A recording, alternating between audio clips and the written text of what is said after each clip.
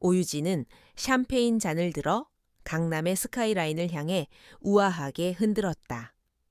그녀가 입고 있는 샤넬의 트위드 재킷은 백화점 VIP 라운지에 부드러운 조명 아래 은은하게 빛났고, 손가락에 낀 5캐럿 다이아몬드 반지는 모든 움직임에 따라 날카로운 빛을 흩뿌렸다.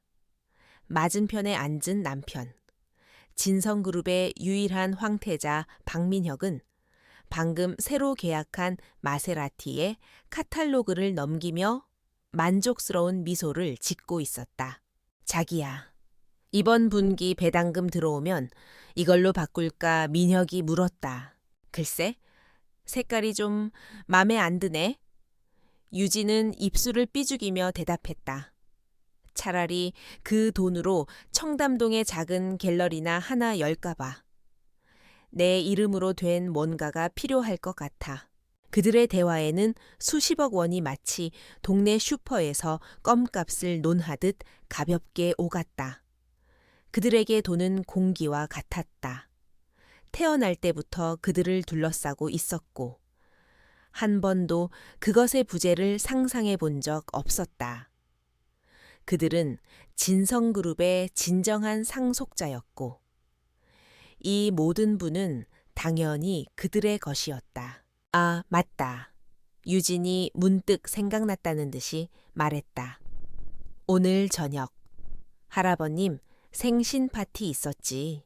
민혁의 얼굴에 짜증이 스쳐 지나갔다. 아, 그 지루한 행사? 꼭 가야 하나 늙은이들 앉혀놓고 옛날 이야기나 늘어놓을 텐데, 그에게 할아버지 박진수 회장은 더 이상 존경의 대상이 아니었다. 그는 이제 경영 일선에서 물러나 경기도 외곽의 낡은 저택에 틀어박혀 지내는 시대에 뒤떨어진 노인일 뿐이었다. 오히려 지금의 진성그룹을 이끄는 위대한 권영우 대표의 발목을 잡는 걸림돌에 가까웠다. 가긴 어딜까. 오늘 저녁엔 우리 와인클럽 파티가 있잖아. 유진이 콧방귀를 뀌었다. 권 대표님도 그 행사는 시간 낭비라고 하셨어. 할아버님께는 그냥 적당히 성의만 표시하면 돼.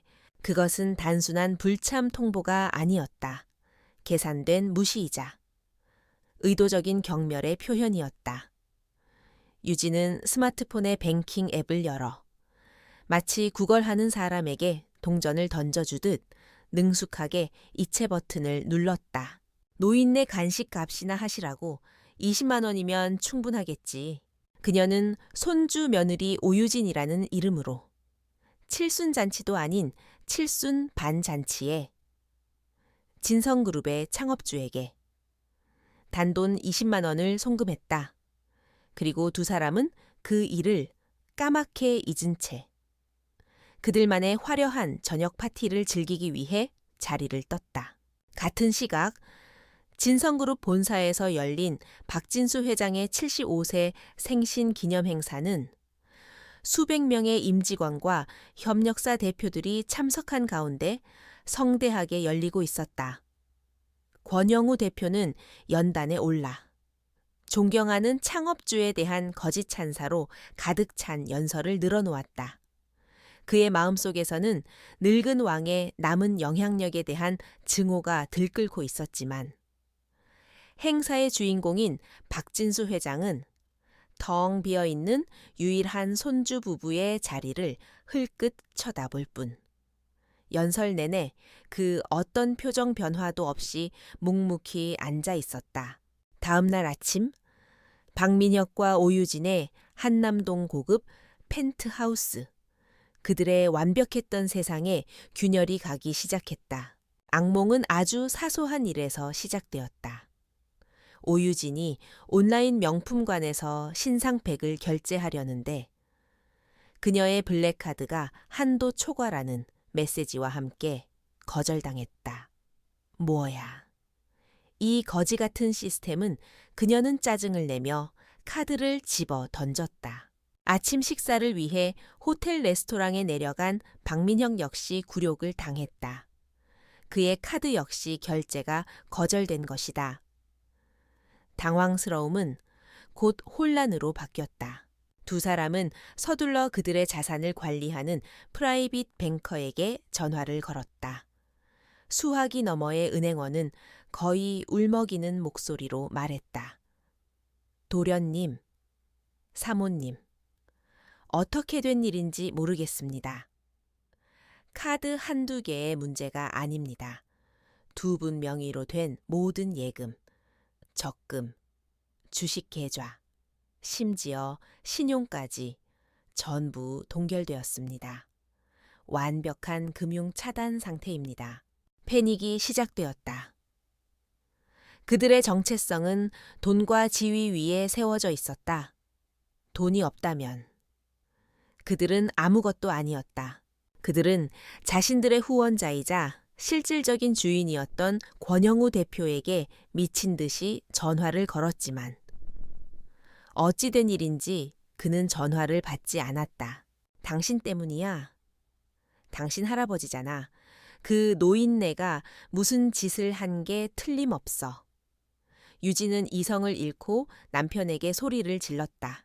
말도 안 돼. 할아버지는 아무 힘도 없어. 그냥 시스템 오류일 거야.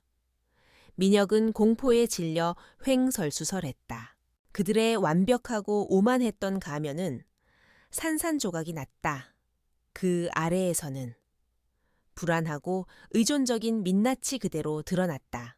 그들은 더 이상 값을 치를 수 없는 사치품들로 가득 찬 금박을 입힌 새장 같은 아파트에 서 있었다.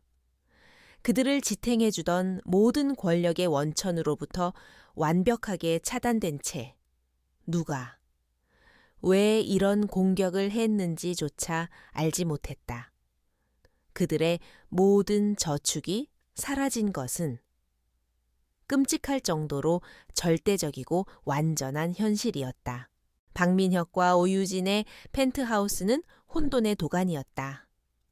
그들은 자신들의 금융 제국이 하룻밤 사이에 어떻게 먼지처럼 사라질 수 있었는지 이해하지 못한 채 미친 사람들처럼 날뛰고 있었다. 수십 통의 부재중 전화 끝에 마침내 권영우 대표와 연락이 닿았다. 수화기 넘어 권 대표의 목소리는 처음에는 짜증이 섞여 있었다. 별일도 아닌 걸로 호들갑 떨지 마. 은행 전산 오류겠지. 하지만 민혁이 거의 울부짖으며 상황의 심각성을 설명하자 그의 목소리는 차갑게 가라앉았다. 자신의 통제 밖에서 무언가 벌어졌다는 사실이 그를 격분하게 만들었다. 권영구는 즉시 움직였다.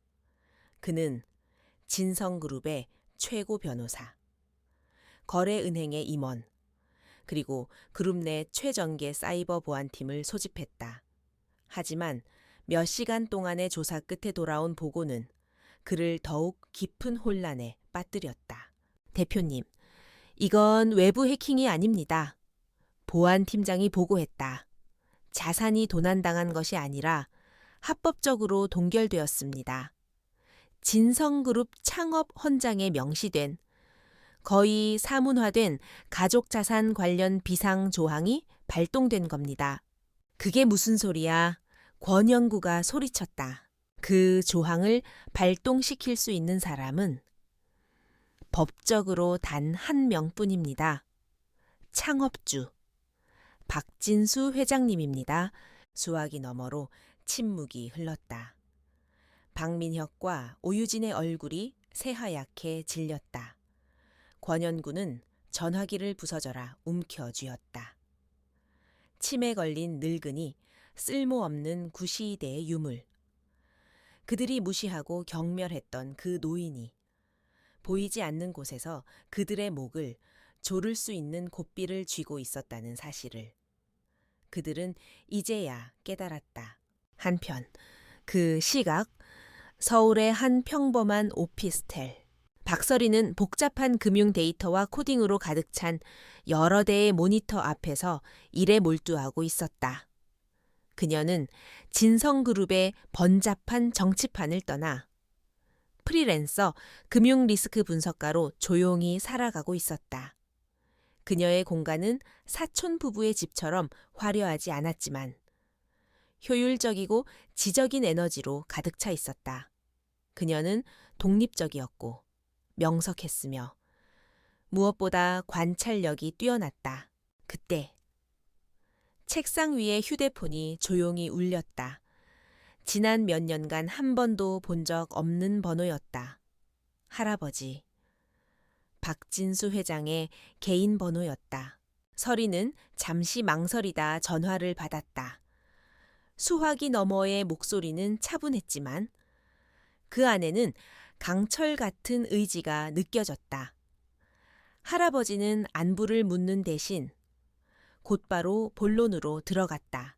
서리야, 내 거 할아버지, 내 사촌놈이 보낸 20만 원은 잘 받았다. 그의 목소리에는 어떤 감정도 실려 있지 않았다. 용돈 고맙다고 전해주거라. 서리는 무슨 말을 해야 할지 몰랐다. 그리고 할아버지의 다음 말이 이어졌다. 이제 게임이 시작됐다. 네가 필요하다. 그는 서리에게 경기도에 있는 자신의 저택으로 오라고 말했다. 민혁과 유진이 낡고 지루하다며 경멸했던 바로 그 집이었다. 저택으로 향하는 차 안에서 서리는 복잡한 생각에 잠겼다. 그녀는 어릴 적부터 사촌인 민혁과 그의 아내 유진의 허영심과 거리를 두었다.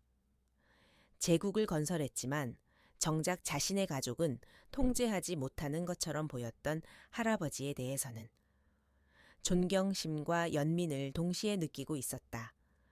그녀가 가족의 후광을 거부하고 독립한 것은 그들의 역겨운 권력 게임에 참여하기를 거부했기 때문이었다.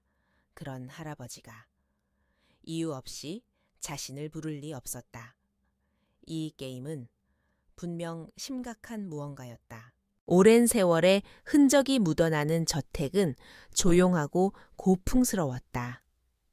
서리가 서재 문을 열었을 때 그녀는 병약하고 나약한 노인이 아닌 수많은 책과 전략 지도에 둘러싸여 있는 현명한 사령관을 마주했다. 할아버지 박진수는 그 어느 때보다 예리하고 집중력이 넘쳤으며 상황을 완벽하게 장악하고 있었다. 지난 몇 년간 그가 보여주었던 치매 걸린 노인의 모습은 적들을 방심시키기 위한 가면이었던 것이다. 앉거라. 두 사람의 만남은 다정한 조부와 손녀의 재회가 아니었다.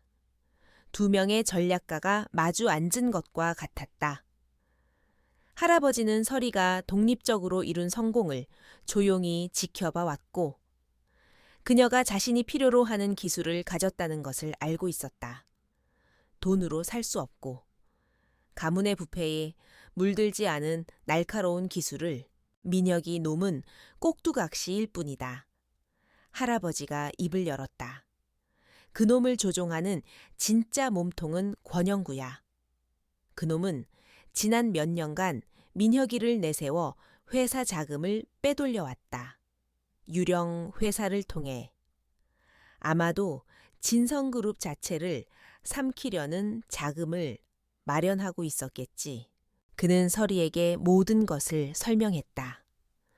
내가 민혁이의 자산을 동결시킨 것은 일단 급한 출혈을 막기 위한 응급처치에 불과하다. 하지만 진짜 암 덩어리를 찾아내 도려내야만 해. 그는 서재에 낡은 금고를 열어 낡은 서류철 하나를 꺼내 서리의 앞에 놓았다. 그것은 진성그룹의 창업 헌장 원본과 그가 수십 년간 비밀리에 기록해온 권영우의 의심스러운 행적들에 대한 자료였다. 권영구는 기생충이다. 내가 평생을 바쳐 일군 회사를 안에서부터 갉아먹고 있어. 그리고 네 사촌은 기꺼이 그 숙주가 되어주고 있지. 할아버지의 눈빛이 차갑게 빛났다. 나는 피가 흐르는 것을 막았다. 이제 네가 들어가서 암세포를 찾아내고 흔적도 없이 도려내야 한다. 임무가 주어졌다. 서리는 서류철과 할아버지의 결연한 얼굴을 번갈아 보았다. 이것은 단순한 가족 간의 재산 다툼이 아니었다. 한 기업의 영혼을 건 전쟁이었다. 이 제안을 받아들이거나 거절하는 것은 그녀의 미래를 결정짓는 선택이 될 터였다. 박서리의 눈앞에 놓인 낡은 서류철은 단순한 종이 뭉치가 아니었다. 그것은 할아버지가 평생을 바쳐 이룩한 제국의 역사이자 그 제국을 좀먹는 암세포에 대한 진단서였으며 그녀에게 건네는 전쟁 선포문이었다. 그녀는 조용한 서재 안에서 자신의 인생을 뒤바꿀 선택의 기로에 섰다. 이대로 돌아서서 자신의 조용한 삶으로 돌아갈 것인가? 아니면 이 위험한 전쟁에 뛰어들 것인가? 그녀의 마음속에서는 가족에 대한 오랜 환멸과 할아버지의 유산을 지켜야 한다는 정의감이 충돌했다.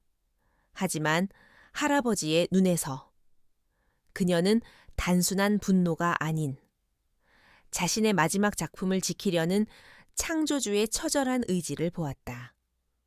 그것이 그녀의 마음을 움직였다. 알겠습니다. 할아버지. 서리가 마침내 입을 열었다.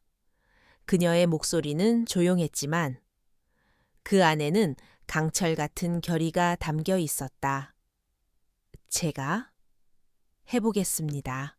그 순간 늙은 왕의 게임이 공식적으로 시작되었다.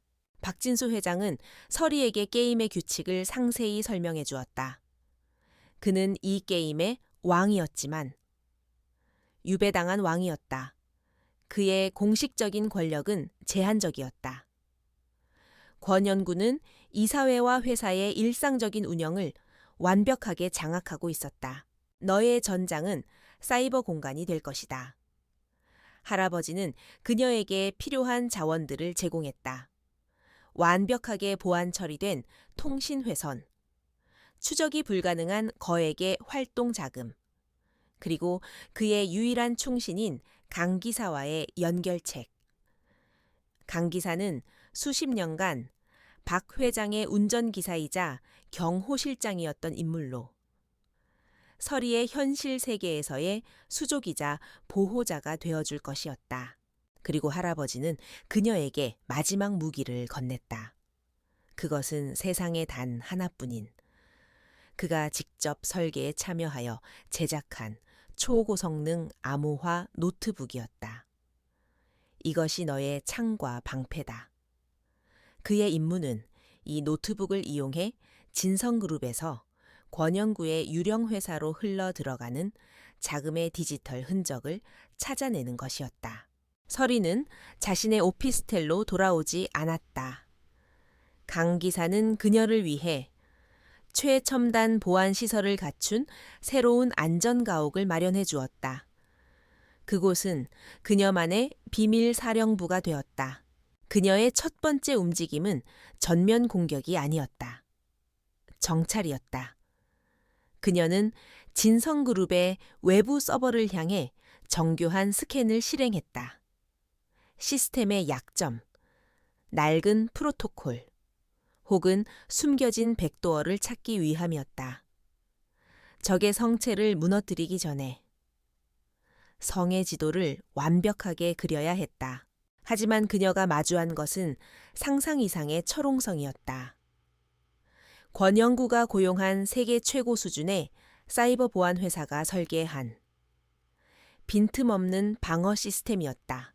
한편 권영구와 박민혁, 오유진은 다른 종류의 전쟁을 치르고 있었다.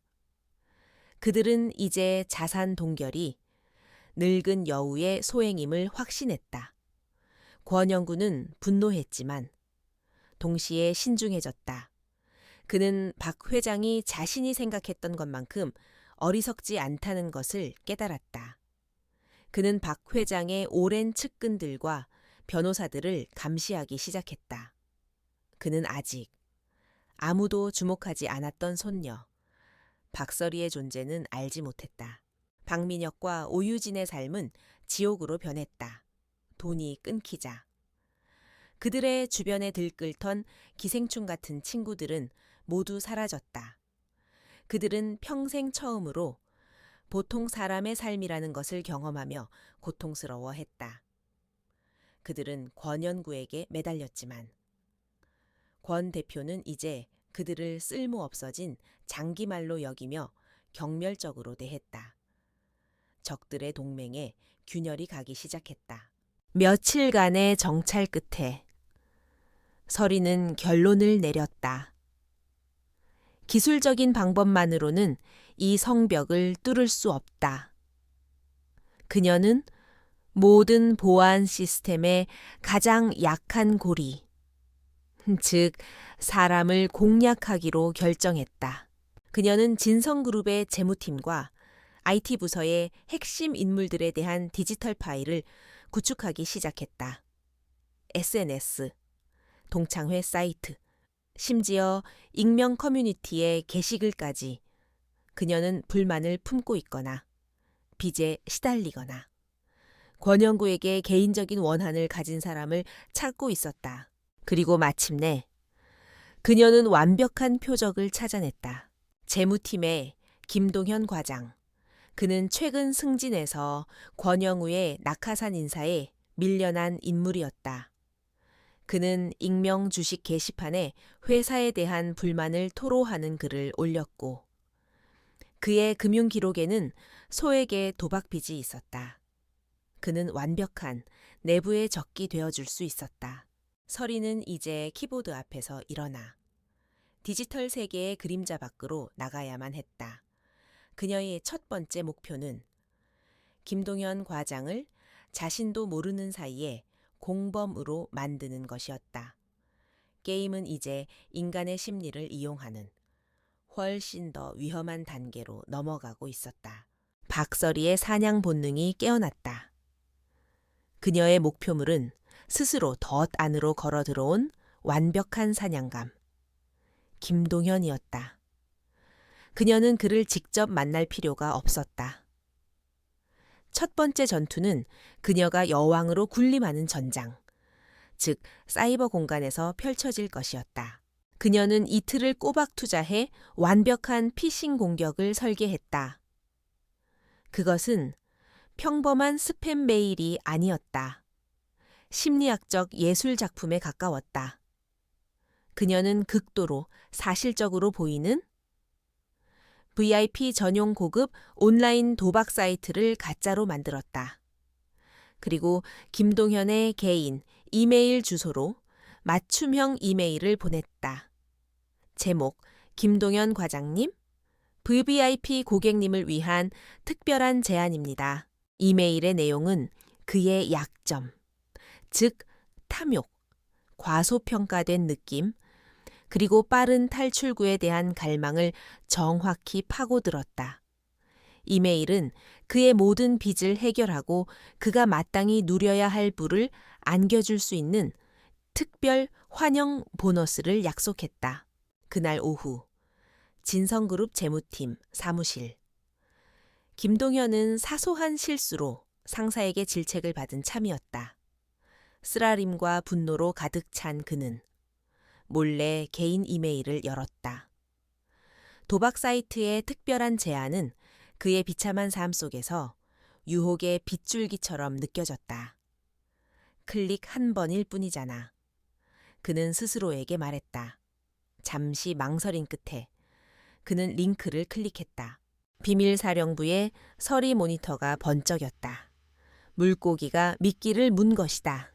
링크는 눈에 띄는 악성 코드를 설치하지 않았다. 대신 거의 탐지가 불가능한 맞춤형 원격 접속 트로이 목마 RAT를 그의 업무용 컴퓨터에 설치했다. 서리는 이제 진성그룹의 요새 내부의 발판을 마련했다. 그녀는 김동현의 눈을 통해 보고 있었다. 짜릿한 긴장감이 등골을 타고 흘렀다. 그녀는 그의 컴퓨터 바탕화면, 파일들, 내부 채팅 기록을 볼 수 있었다. 성 안으로 들어온 것이다. 그녀의 최우선 과제는 유령이 되는 것이었다. 그녀는 그의 사용자 정보를 복사하고 백도어를 생성한 다음 그의 정상적인 네트워크 로그인처럼 위장하여 침입 흔적을 조심스럽게 지웠다. 그리고 진짜 조사가 시작되었다. 서리는 김동현의 접속 권한을 이용해 재무 서버를 탐색했다. 그녀는 발각되지 않기 위해 그의 평소 작업 패턴을 모방하며 데이터를 천천히 그리고 조심스럽게 열람했다. 하지만 진성그룹의 사이버 보안팀, 날카롭고 편집증적인 한 실장이 이끄는 그 팀은 무능하지 않았다. 그녀의 초기 침투는 깨끗했지만 그녀가 유효한 정보로 특정 민감한 장부에 접근하자 행동 기반의 조용한 경보가 울렸다. 한 실장의 팀은 경고를 받았다. 사용자 킴 DH가 정상 업무 범위를 벗어난 레거시 프로젝트 폴더에 접근 중 사냥이 시작된 것이다. 긴장감 넘치는 디지털 추격전이 시작되었다. 사냥꾼들 한 실장팀 그들은 김동현의 네트워크 트래픽을 격리하고 명령어의 출처를 추적하려 했다. 그들은 해킹당한 계정을 잠그려 시도했다. 유령설이 서리는 즉시 그들의 대응책을 감지했다. 그녀는 월등한 해커였다. 그들이 문 하나를 닫으려 할 때 그녀는 이미 다른 문을 열어두었다. 그녀는 백도어를 이용해 김의 계정에서 다른 계정으로 또 다른 계정으로 넘나들며 흔적을 지우고 로그를 삭제하고 그들을 엉뚱한 곳으로 유도하기 위해 가짜 신호를 심었다. 사이버 공간은 체스판이었다. 서리는 항상 한 수 앞서 있었지만 압박감은 엄청났다. 단 한 번의 실수가 그녀를 붙잡히게 할 터였다. 한 실장은 유령의 기술에 좌절하며 고도로 정교한 침입자가 다른 직원의 정보를 이용하는 내부자일 가능성이 높다고 권영우 대표에게 보고했다. 권영구는 격노했다. 그는 네트워크 전체와 재무부서의 물리적 봉쇄를 명령했다. 아무도 드나들 수 없었다. 그는 쥐를 덫안에 가두고 싶었다. 이로 인해 현실 세계의 시계가 똑딱거리기 시작했다. 아무것도 모르는 숙주인 김동현은 이제 사무실에 갇혀 신문을 받기 직전이었다. 서리는 그들이 그의 컴퓨터를 물리적으로 압수하고 자신을 역추적하기 전에 필요한 데이터를 얻고 시스템에서 빠져나와야 할 제한된 시간밖에 없었다. 긴장감은 최고조에 달했다. 그녀는 유령 회사들의 목록이 담긴 것으로 보이는 중요한 암호화 파일을 다운로드하는 중이었다. 다운로드 속도는 고통스러울 정도로 느렸다. 한 실장의 팀은 네트워크 내에서 그녀의 위치를 정확히 파악했고 그녀의 연결을 끊기까지 불과 몇 초밖에 남지 않았다. 현실 세계에서는 보안 요원들이 김동현의 책상을 향해 걸어오고 있었다. 서리는 찰나의 순간에 결정을 내려야 했다. 다운로드를 중단하고 깨끗하게 탈출할 것인가? 아니면 모든 것을 걸고 파일을 손에 넣어 자신의 정체를 노출시키고 사냥꾼들을 자신에게로 이끌 위험을 감수할 것인가? 찰나의 순간, 적의 방화벽이 자신을 완전히 고립시키기 직전, 박서리는 대담한 결정을 내렸다. 그녀는 전체 파일 다운로드를 포기했다.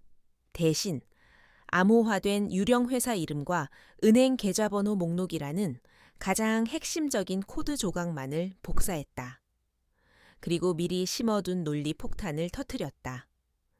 대량의 정크 데이터가 재무팀의 로컬 서버를 덮치며 일시적인 시스템 장애를 일으켰고 그녀의 모든 활동 흔적을 지워버렸다. 그녀는 깨끗하게 빠져나왔다. 현실 세계에서 김동현은 보안팀에 끌려가 신문을 받았다. 그는 겁에 질렸고 혼란스러워 했으며 무슨 일이 일어났는지 전혀 몰랐다. 역설적이게도. 그의 순진한 무지가 완벽한 방패가 되어 한 실장과 권영우 대표는 침입자에 대한 어떤 단서도 찾아내지 못했다. 권현구는 경로했다. 침입자는 그의 덫을 빠져나갔을 뿐만 아니라 전리품의 일부까지 챙겨갔다. 그는 이것이 전문가의 소행임을 알았다.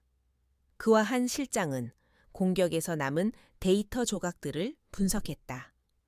직접적인 흔적은 없었지만 해커의 디지털 지문, 그들의 스타일, 사용된 도구들이 남아 있었다. 권영우의 머릿속에 섬광이 스쳤다. 누가 이런 수준의 기술과 동기를 가질 수 있는가? 그는 내부팀에 대한 의심을 접었다. 그의 생각은 늙은 왕, 박 회장에게로 향했다. 그 늙은이가 이런 임무를 누구에게 맡겼을까? 외부 용병은 아닐 것이다. 가까운 사람, 모두가 간과하고 있는 누군가여야만 했다. 그는 박 회장의 모든 친척에 대한 완벽한 신상조사를 명령했다. 그리고 마침내 존재감 없던 손녀, 프리랜서 금융분석가 박서리의 파일에 이르렀을 때 모든 조각이 맞춰졌다. 그녀의 배경, 기술, 가족과의 거리감, 그녀는 완벽한 용의자였다. 네트워크의 유령은 마침내 이름과 얼굴을 갖게 되었다. 그리고 권현구는 방역을 개시했다. 그것은 민혁에게 했던 것처럼 미묘한 경고가 아니었다. 그녀를 무력화시키기 위해 설계된 전면적인 공격이었다. 첫째는 그녀의 경력이었다. 서리는 여러 투자회사와 프리랜서 계약을 맺고 있었다.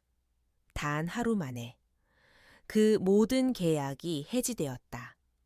그녀의 직업적 비행에 대한 악의적이고 거짓된 소문이 업계에 익명으로 퍼졌다. 그녀는 업계에서 완전히 매장되었다. 다음은 법이었다. 권현구는 경찰 내의 인맥을 동원했다. 그녀가 과거에 컨설팅했던 회사에서 일어났던 사소한 금융비리 사건이 갑자기 재수사되었다. 조작된 증거가 심어졌고 모든 것이 그녀를 가리켰다. 기업 스파이 또는 사기 혐의로 그녀에 대한 체포영장이 발부되었다. 그녀의 얼굴은 이제 금융 전문가가 아닌 범죄자로서 뉴스에 등장했다. 마지막은 물리적 감시였다. 번호판 없는 차량들이 그녀의 거주지 밖에 영구적으로 주차되었다. 그녀의 얼굴은 공공 CCTV 시스템에 수배자로 등록되었다. 그녀는 이제 기업의 사냥개들과 부패한 경찰 양쪽에게 쫓기는 신세가 되었다. 48시간 만에 서리의 모든 삶이 해체되었다. 그녀의 명예는 더럽혀졌고 경력은 사라졌으며 그녀는 수배자가 되었다. 보복의 규모와 속도는 끔찍했다. 그녀는 거대한 적에 맞서 진정으로 혼자가 되었다. 하지만 그 엄청난 압박은 그녀를 무너뜨리지 못했다. 오히려 그것은 그녀를 해방시켰다. 그녀는 더 이상 지켜야 할 평범한 삶이 없었기에 잃을 것도 없었다. 이 싸움은 더 이상 할아버지의 회사를 위한 것이 아니었다. 이제는 개인적인 싸움이 되었다.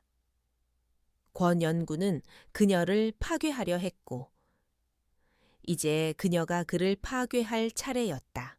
그녀는 할아버지의 사람, 강 기사에게 연락했다. 그는 그녀를 더욱 안전하고 깊숙한 곳에 숨겨진 새로운 은신처, 완벽한 블랙 사이트로 옮겼다. 이 장은 서리가 새로운 스파르타식 은신처에 있는 모습으로 끝난다. 한 모니터에는 그녀를 범죄자로 낙인 찍는 뉴스 방송이 나오고 있었다. 다른 모니터에는 그녀가 간신히 다운로드한 데이터 조각 유령 회사들의 목록이 떠 있었다. 적은 자신의 패와 힘을 보여주었다. 하지만 그렇게 함으로써 그는 사냥감을 막다른 골목으로 몰아넣었다. 그리고 막다른 골목에 몰린 짐승이 가장 위험한 법이다. 서리는 차갑고 단호한 표정으로 계좌번호 해독이라는 고된 작업을 시작했다. 악당의 방역은 그녀를 꺾지 못했다. 오히려 그녀를 더욱 위험하게 만들었을 뿐이다. 박서리의 삶은 이제 어둠과 코드 라인 속에서만 존재했다. 강 기사가 그녀를 데려온 곳은 그 누구도 찾을 수 없는 장소였다. 서울 지하 깊숙한 곳에 위치한 버려진 지하철의 낡은 관제실, 축축하고 서늘한 그곳은 그녀의 비밀 사령부로 개조되었다. 차가운 콘크리트 벽은 복잡한 숫자와 그래프를 띄운 모니터들로 뒤덮였다. 이곳은 그녀의 번데기이자 그녀의 전쟁 지휘실이었다. 그녀의 마음가짐은 방어에서 공격으로 전환되었다. 그녀는 완전히 혼자가 아니었다. 강 기사는 그녀의 물리적 지원군으로서 식량과 장비를 조달하고 외부 경계를 책임졌다. 박 회장은 그녀의 원격 전략 고문이었다. 그들은 여러 겹으로 암호화된 채널을 통해 소통했다. 늙은 왕과 잊혀진 공주, 그들의 전쟁에서 연합한 것이다. 할아버지는 그녀에게 필요한 역사적 배경과 기업 내부 지식을 제공했고, 그녀는 현대적인 기술 전문 지식을 제공했다. 이 장의 초점은 서리의 지적인 분투였다. 그녀는 유령 회사 목록과 암호화된 계좌번호를 가지고 있었다. 이제 그녀는 암호를 풀어야 했다. 그것은 쉬운 원클릭 해킹이 아니었다. 서리는 잠도 자지 않는 고된 과정에 돌입했다. 그녀는 암호화 알고리즘을 분석하고 패턴을 찾고 강력한 서버에서 대규모 무차별 대입 공격을 실행했다. 그것은 4차원 체스 퍼즐이자 숫자로 된 미로였다. 이 과정을 통해 그녀는 적인 권연구에 대해 더 많이 알게 되었다. 그의 금융구조의 복잡성과 잔인함은 그의 정신의 진정한 본질을 드러냈다. 며칠간의 끊임없는 작업 끝에 그녀는 돌파구를 찾았다. 그녀는 암호화의 첫 번째 계층을 뚫었다. 계좌번호는 그녀를 단순한 은행 계좌가 아닌 국제적인 다크풀, 주식 거래 플랫폼과 암호화폐 거래소의 복잡한 외부로 이끌었다. 이곳이 바로 횡령된 자금이 세탁되고 통합되는 장소였다. 그녀는 자금의 흐름을 추적하기 시작했다. 그녀는 수십억 원이 현기증, 나는 속도와 복잡성으로 움직이는 것을 보았다. 그리고 그녀가 자금 추적의 최종 목적지에 도달했을 때 그녀는 권영우 계획의 진정하고 끔찍한 목표를 발견했다. 그 돈은 단순히 개인적인 부를 축적하기 위한 것이 아니었다. 그것은 단일의 거대한 역의 펀드에 축적되고 있었다. 동시에 그녀는 그의 계획의 또 다른 부분을 발견했다. 그는 내부에서부터 진성그룹을 체계적으로 파괴하고 있었다. 고의적으로 핵심 계약을 놓치고 언론에 부정적이지만 그럴듯한 정보를 흘리고 끔찍한 투자 결정을 내렸다. 그의 목표는 회사의 주가를 바닥으로 끌어내리는 것이었다. 마지막 조각들이 맞춰졌다. 그는 진성의 돈으로 만든 거대한 펀드를 이용해 맞은 콜 폭포를 유발하여 주가를 완전히 폭락시킬 것이다.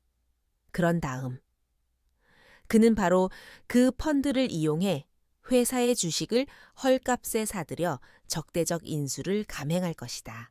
그리고 마지막 가장 반역적인 행위, 그가 회사를 소유하게 되면 그의 계획은 진성의 가장 귀중한 자산 국가 전략적으로 중요한 독점, 반도체 기술을 경쟁 관계에 있는 해외 기업에 팔아넘기는 것이었다. 그는 단순히 회사를 훔치는 것이 아니었다. 그는 회사의 내장을 파헤쳐 그 영혼을 천문학적인 이익을 위해 팔아넘길 작정이었다. 이 장은 서리가 자신의 모니터를 응시하며 음모의 전체 범위가 그녀 앞에 펼쳐진 모습으로 끝난다. 이것은 그녀가 상상했던 것보다 훨씬 더 큰 것이었다. 그것은 더 이상 가족이나 돈에 관한 것이 아니었다. 그것은 주요 국가 산업의 잠재적 붕괴와 국가 안보에 대한 위협에 관한 것이었다. 이 지식의 무게는 엄청났다. 그녀는 자신의 발견을 할아버지에게 보고했고, 암호화된 회선을 통해 들려오는 그의 목소리는 차가운 분노로 가득 차 있었다. 판도는 가능한 최고 수준으로 올라갔다. 그들은 더 이상 부패한 CEO와 싸우는 것이 아니었다. 그들은 국가적 차원의 기업 반역 행위를 막기 위해 싸우고 있었다. 박서리가 발견한 진실은 너무나 거대하고 끔찍해서 잠시 동안 그녀를 무력감에 빠뜨렸다. 그들이 가진 증거는 디지털 흔적과 정황뿐이었다. 권영우의 유능한 변호인단은 얼마든지 그것을 조작된 것이라 주장할 수 있을 터였다. 그들에게는 반박 불가능한 시스템의 심장부에서 직접 꺼내온 결정적인 증거가 필요했다. 방법이 있을 거야. 서리가 며칠 밤낮으로 진성그룹의 네트워크 설계도를 분석하며 중얼거렸다. 모든 요새에는 약점이 존재하기 마련이니까. 마침내 그녀는 그것을 찾아냈다. 권영우 범죄의 마지막 성격. 내부적으로 오라클이라 불리는 서버였다. 이 서버는 에어갭 상태. 즉, 인터넷은 물론 주 코르포라팀 노무, 네트워크 카라모, 물리적으로 분리되어 있었다. 그 안에는 그의 반역 행위에 대한 수정, 불가능한 원본 거래 기록, 즉 비밀 장부가 들어 있었다. 서버는 진성그룹 본사 지하 벙커에 최첨단 물리 보안 시스템으로 보호받고 있었다. 그곳에 접근하는 것은 불가능해 보였다. 하지만 서리는 단 하나의 아주 짧게 열리는 기회의 창을 발견했다. 매년 열리는 주주총회, 총회 당일, 연말 재무 데이터를 프레젠테이션에 업로드하기 위해 약 30분 동안 오라클 서버가 폐쇄된 내부 네트워크에 잠시 연결된다. 바로 그 시간 동안 인가된 기술자의 접근을 위해 지하 벙커의 물리 보안 프로토콜 역시 일시적으로 완화된다. 그것이 그들의 유일한 기회였다. 이제 남은 것은 불가능에 가까운 침투 계획을 세우는 것이었다. 서리의 비밀사령부는 이제 마지막 작전을 위한 전쟁 상황실이 되었다. 서리, 박 회장, 그리고 강 기사. 세 사람은 머리를 맞대고 영화 같은 하이스트 작전을 구상하기 시작했다. 역할 분담. 트로이 목마 박서리 서리는 건물 안으로 잠입해야 했다. 수배자인 그녀가 자신의 얼굴로 들어갈 수는 없었다. 주주총회를 위한 임시 IT 기술 지원팀 직원. 그것이 그녀의 위장이었다. 교란작전 박진수 회장, 결정적인 30분의 시간 동안 모든 시선을 지하 벙커에서 다른 곳으로 돌릴 거대한 소동이 필요했다. 박 회장 자신이 그 역할을 맡기로 했다. 그는 수년간 모습을 드러내지 않았던 주주총회에 예고 없이 깜짝 등장하기로 결정했다. 그의 등장은 엄청난 혼란을 야기하고 권영구를 당황하게 만들며 모든 언론과 경호 인력의 시선을 총회장 단상으로 집중시킬 것이었다. 내부 조력자 강 기사는 물리적인 군수 지원을 책임졌다. 그는 자신의 낡은 인맥을 총동원해 건물의 최신 설계도, 보안 순찰 스케줄을 입수하고 서리를 위한 완벽한 위조 신분증을 만들어냈다. 그는 또한 건물 밖의 지휘 차량에서 통신을 감시하며 서리의 눈과 귀가 되어줄 것이었다. 서리의 임무는 단순히 서버에 도달하는 것이 아니었다. 그녀는 그 안의 데이터에 접근해야만 했다. 그녀는 비밀 장부의 전체 내용을 초고속으로 복사하는 동시에 접속 기록을 지워버리는 프로그램이 담긴 맞춤형 USB 드라이브, 즉 열쇠를 준비했다. 주주총회를 앞둔 며칠 동안 그들은 매티큘러슬리하게 준비했다. 서리는 마치 자신의 집처럼 건물 내부를 탐색할 수 있을 때까지 설계도를 연구했다. 강 기사는 침투에 필요한 모든 장비를 구해왔다. 박 회장은 권연구의 허를 찌르고 이사회를 뒤흔들 최대한의 혼란을 일으키기 위해 연설문을 작성했다. 작전 전날 밤 세 사람은 마지막으로 모였다. 늙은 창업주는 자신의 명예를, 충직한 기사는 자신의 자유를, 그리고 손녀는 자신의 목숨을 걸고 있었다. 마침내 주주총회 당일 아침이 밝았다. 팀은 각자의 위치에 섰다. 임시 기술팀의 작업복을 입고 안경으로 얼굴을 가린 서리는 거대한 진성그룹 타워를 올려다보았다. 그녀의 심장은 세차게 뛰었지만 눈빛은 차갑게 빛나고 있었다. 박 회장은 검은 세단 뒷좌석에서 장엄한 등장을 준비하고 있었다. 강 기사는 길 건너편의 지휘 차량에서 모든 감시 화면을 주시하고 있었다. 계획은 이제 움직이기 시작했다. 단 한 번의 실수가 모든 것을 실패와 감옥으로 이끌 수 있는 위험천만한 도박이었다. 서리가 적의 심장부로 첫걸음을 내딛는 순간 긴장감은 최고조에 달했다. 진성그룹의 주주총회장은 팽팽한 긴장감으로 가득 차 있었다. 단상 위에서 권영우 대표는 자신감 넘치는 목소리로 지난 1년간의 성과를 자화자찬하고 있었다. 모든 것이 그의 계획대로 흘러가고 있었다. 그가 새로운 비전을 발표하려는 극적인 순간, 연 회장의 육중한 문이 활짝 열렸다. 박진수 회장이 지팡이의 몸을 의지한 채 강 기사의 부축을 받으며 천천히 안으로 들어섰다.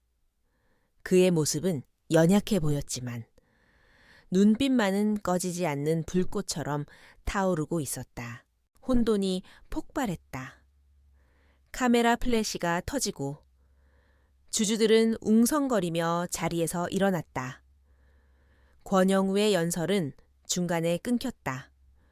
그의 얼굴은 충격과 분노로 굳어졌다. 경호원들이 늙은 회장을 둘러쌌지만 그는 손을 저어 그들을 물리쳤다.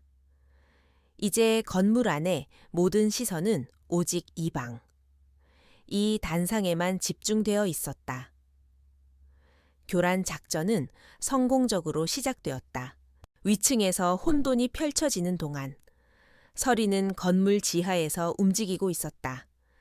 그녀는 이 기회를 틈타 경호 인력들의 주의가 쏠린 틈을 이용해 서비스 복도를 따라 이동했다. 강 기사가 루프시킨 CCTV 화면과 그녀가 암기한 설계도를 바탕으로 그녀는 유령처럼 움직였다. 마침내 그녀는 지하 벙커 입구에 도착했다. 주주총회 시간 동안 보안 프로토콜은 확실히 완화되어 있었다. 그녀는 위조된 출입 카드와 강 기사가 구해준 생체 인식 스캐너, 교란 장치를 이용해 첫 번째 방어선을 뚫었다. 다시 총회장 박진수 회장은 마이크를 잡았다. 그는 아직 권현구를 직접적으로 공격하지 않았다. 대신 그는 진성그룹의 창업 이념과 그 영혼이 어떻게 현 지도부 아래에서 길을 잃었는지에 대해 강력하고 감정적인 연설을 시작했다. 그는 최근에 유감스러운 사업 결정들과 폭락하는 주가에 대해 날카로운 질문들을 던지며 주주들과 언론 앞에서 권현구를 수세에 몰아넣었다. 그의 한마디 한마디가 서리를 위해 귀중한 시간을 벌어주고 있었다. 마침내 서리는 오라클 서버실에 도착했다. 이제 마지막 디지털 전투의 시간이었다. 그녀는 준비해온 USB 열쇠를 서버에 꽂았다. 30분의 접속 허용 시간이 시작됨과 동시에 다운로드가 시작되었다. 하지만 한 실장의 사이버 보안팀은 완전히 무력화된 것이 아니었다. 그들은 오라클 서버에 대한 비인과 접속 경보를 즉각적으로 포착했다. 그들은 위층의 소란이 바로 자신들의 코밑에서 벌어지는 진짜 공격을 위한 위장 작전이었음을 깨달았다. 필사적인 마지막 사이버 전투가 시작되었다. 한 실장의 팀은 접속을 끊고 건물 내 물리적 위치를 추적하며 서버를 잠그기 위해 모든 수단을 동원했다. 서리는 필사적으로 방어했다. 그녀는 대응 스크립트를 실행하고 방화벽을 생성하며 데이터가 계속 흐르도록 싸웠다. 그녀의 화면 속 다운로드, 진행률, 막대는 마치 시한폭탄의 타이머처럼 보였다. 물리적, 디지털 양쪽 전선에서 압박은 거세졌다. 위층에서는 박 회장이 할 수 있는 말이 바닥나고 있었다. 상황을 파악한 권현구는 경호원들에게 늙은이를 끌어내라고 명령하는 동시에 주력 보안팀을 지하 벙커로 보냈다. 아래층에서는 서리의 귀에 복도를 달려오는 여러 명의 발소리가 들리기 시작했다. 그녀의 화면에서 한 실장의 팀이 그녀의 마지막 방어선을 뚫기 직전이었다. 다운로드는 99%에서 멈춘 듯 더디게 움직였다. 마침내 다운로드가 완료되었다. 서리는 서버실 문이 폭파되며 열리는 바로 그 순간 USB 드라이브를 뽑아냈다. 보안 요원들이 방 안으로 쏟아져 들어왔다. 도망칠 길은 없었다. 그녀는 작은, 저항적인 미소를 지으며 자리에서 일어섰다. 그녀는 열쇠를 손에 넣었다. 그녀는 붙잡혔지만 승리했다. 이 장은 극적인 체포 장면으로 끝난다. 서리는 체포되었고 USB 드라이브는 적의 손에 들어간 것처럼 보였다. 위층에서는 박 회장이 끌려나가고 있었다. 권영구와 그의 부하들에게는 그들이 위협을 무력화하고 도난당한 데이터를 확보하여 승리한 것처럼 보였다. 하지만 경호원들에게 끌려나가면서 서리는 손목시계에 숨겨진 버튼을 미세하게 눌렀다. 그녀가 빼앗긴 USB는 가짜였다. 다운로드가 완료되는 순간 진짜 데이터는 박 회장이 제어하는 보안 클라우드 서버로 동시에 전송되어 세상에 공개될 준비를 마친 상태였다. 덫은 그녀를 위한 것이 아니라 그들을 위한 것이었다. 권영우 대표는 다시 주주총회장 단상 위로 올라섰다. 그의 손에는 서리에게서 빼앗은 USB 드라이브가 들려 있었다. 그는 승리감에 도취해 있었다. 그는 주주들과 언론을 향해 불만을 품은 한 가족 구성원에 의한 어리석은 기업 사보타지 시도가 성공적으로 저지되었음을 선언했다. 그는 마치 승리자처럼 박진수 회장과 박서리가 경호원들에게 끌려나가는 모습을 지켜보았다. 권영구가 승리의 미소와 함께 공식적으로 회의를 종료하려던 바로 그 순간이었다. 서리가 끌려나가며 눌렀던 시계의 마지막 명령이 활성화되었다. 단상 뒤에 거대한 스크린들이 재무 전망을 보여주는 대신 갑자기 깜박이기 시작했다. 그리고 방송이 시작되었다. 그것은 진짜 USB 드라이브의 내용물이었다. 이제는 보안 클라우드 서버에서 직접 스트리밍되고 있었다. 비밀 장부, 횡령 기록, 위조된 서류들, 회사의 핵심 기술을 팔아넘기려던 계획, 모든 것이 모든 주주, 기자, 그리고 직원들이 볼 수 있도록 적나라하고 부인할 수 없는 세부 사항으로 표시되었다. 총 회장은 얼어붙었다. 관객석에서 터져 나온 집단적인 경악의 숨소리, 미친 듯이 터지는 카메라 플래시, 그리고 경악에 찬 침묵에 이어 터져 나온 분노의 함성. 권영우의 얼굴은 승리감에서 불신으로, 그리고 마침내 막다른 골목에 몰린 짐승의 공포와 분노로 변해갔다. 그는 기술자들에게 당장 끄라고 소리쳤지만 너무 늦었다. 데이터는 그들이 통제할 수 없는 외부 소스에서 스트리밍되고 있었다. 그의 완벽하게 만들어진 세계는 실시간으로, 생방송으로 무너져 내리고 있었다. 이것은 그의 공개적인 처형이었다. 혼돈이 총회장을 휩쓰는 동안 동일한 데이터 패키지가 동시에 서울중앙지검에 미리 선정된 신뢰할 수 있는 검사팀에게 전송되었다. 이미 박 회장의 변호사들로부터 브리핑을 받은 그들은 대기 중이었다. 반박할 수 없는 증거를 손에 넣은 그들은 긴급 체포 영장을 발부받았다.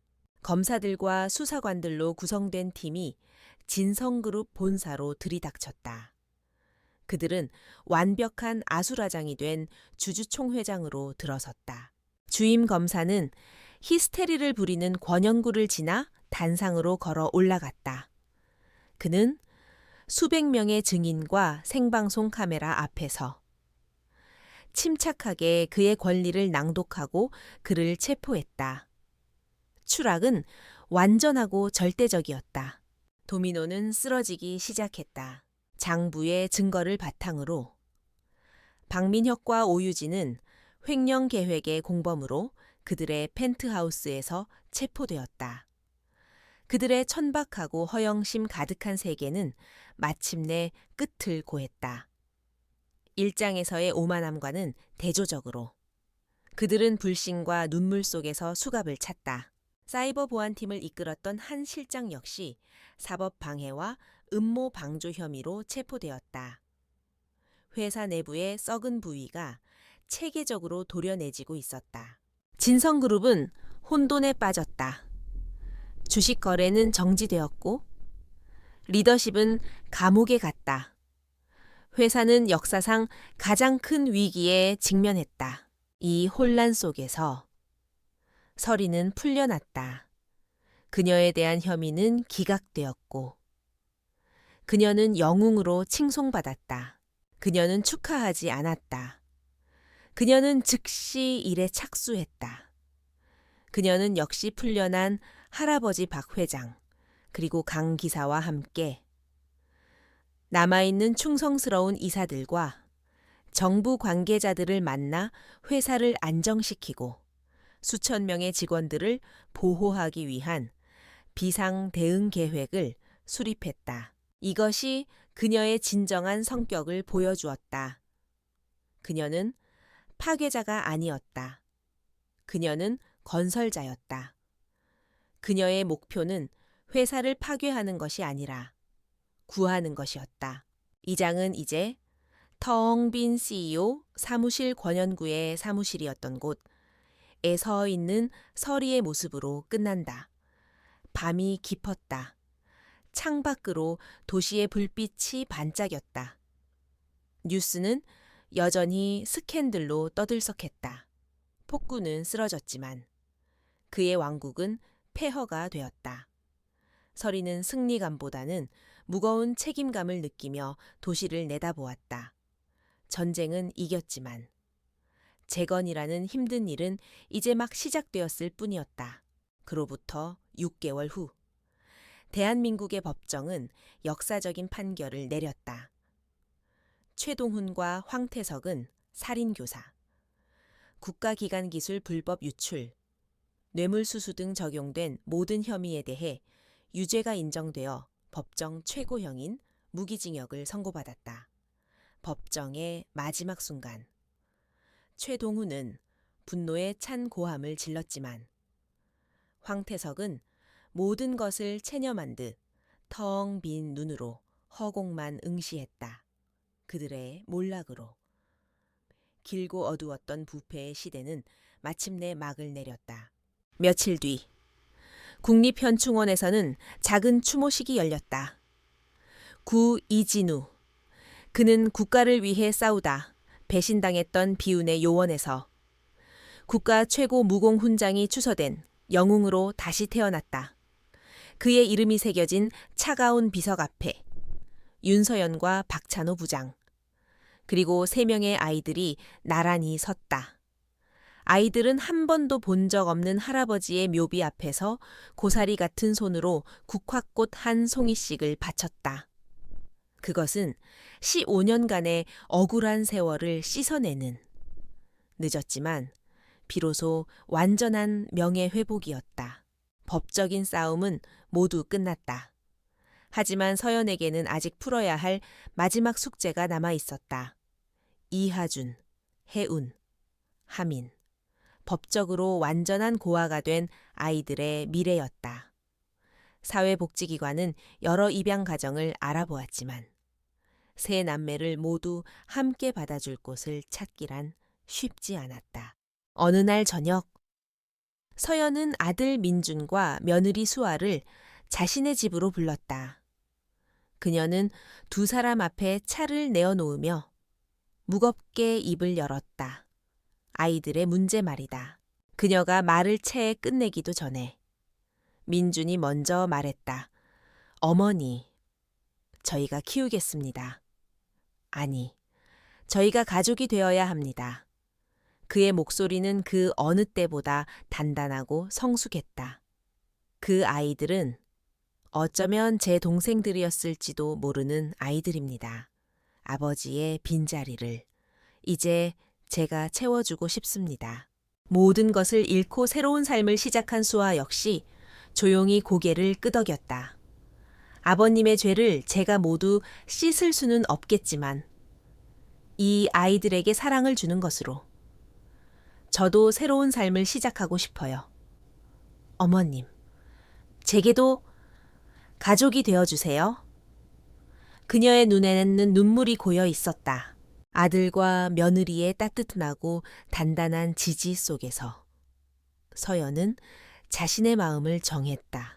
그녀는 공식적으로 새 아이에 대한 입양 절차를 밟기 시작했다. 법적인 절차는 복잡했지만 그들의 사연을 아는 모든 이들이 진심으로 도왔다. 몇 달 후, 윤서연은 법적으로 이하준, 해운, 하민의 어머니가 되었다. 그들은 새로운 집으로 이사했다. 과거에 아픈 기억이 없는, 오직 미래의 행복만이 채워질 공간이었다. 집 거실 가장 좋은 자리에는 유리 상자 안에 담긴 은색 나침반이 놓였다. 더 이상 비밀의 단서가 아니었다. 그들의 새로운 가족을 연결해준 소중한 유산으로서 서연은 아이들에게 할아버지 이진우에 대한 이야기를 들려주었다. 그의 비극적인 마지막이 아닌 그가 얼마나 용감하고 따뜻한 사람이었는지에 대해서. 민준과 수아는 아이들에게 세상에서 가장 멋진 삼촌과 숙모가 되어주었다. 주말이면 함께 공원에 가고 서툰 솜씨로 숙제를 도와주었다.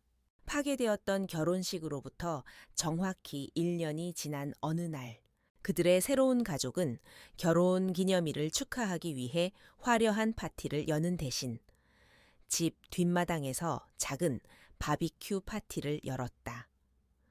5월의 햇살이 잔디 위로 쏟아져 내렸고 고기 굽는 냄새와 아이들의 웃음소리가 공기 중에 퍼져나갔다. 서연은 흔들의제 앉아 그 모습을 평화롭게 바라보았다. 아들 민준이 하준이와 캐치볼을 하고 있었고 며느리 수아는 혜운이와 함께 꽃에 물을 주고 있었다. 막내 하민이는 그녀의 무릎에 앉아 그림책을 보고 있었다. 그녀는 지난 1년간의 기적 같은 여정을 떠올렸다. 결혼식은 파괴되었다. 그녀가 평생을 바쳐 지켜온 완벽한 세상은 무너져 내렸다. 하지만 그 폐허 속에서 그녀는 훨씬 더 소중하고 진실된 것을 찾아냈다. 그녀는 인생에서 가장 사랑했던 남자를 2번 잃었다. 한 번은 거짓된 죽음으로, 또 한 번은 잔인한 진실로. 하지만 그녀는 그의 마지막 선물인 3명의 아이들을 얻었고 새로운 가족을 얻었으며 그 어떤 임무 완수보다 더 값진 평화를 얻었다. 인생은 계획대로 흘러가지 않는다. 때로는 우리가 원했던 모든 것이 무너져 내린 잿더미 속에서 가장 위대한 행복이 피어나는 법이다. 햇살 속에서 아이들의 웃음소리가 울려 퍼졌다. 그것은 과거의 모든 상처를 치유하고 새로운 시작을 축복하는 희망의 소리였다.